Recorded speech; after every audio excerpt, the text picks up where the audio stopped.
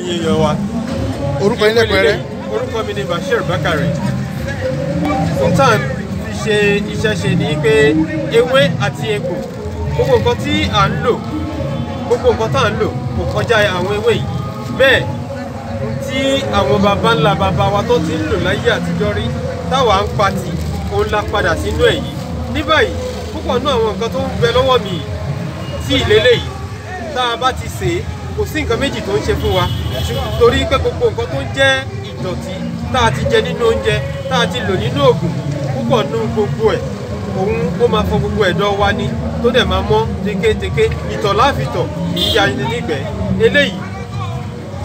eléyìí power solution ni nítorí à ń pè ní power solution ni pé gbogbo nǹkan tó ń jẹ́ wàhálà tá a ti fi ọ̀pá ẹ̀yìn wa tá a ti fi ṣe kò sí tóun fẹ́ ṣe ju pé gbogbo ẹ̀ ni ó yọ kúrò a dẹ̀ máa tọ̀ mọ́tọ̀ a máa ṣúmọ́ṣu ni kò ní dà wá láàmú kì í ṣoògùn yàgbẹ́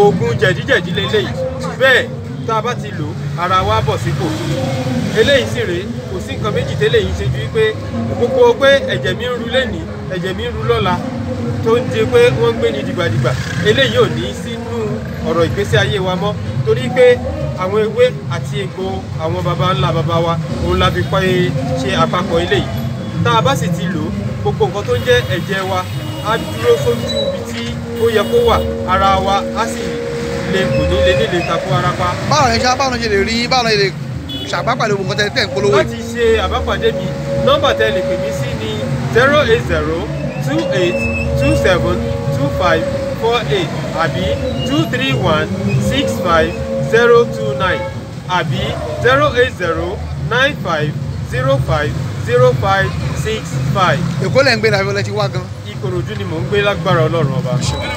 God bless you.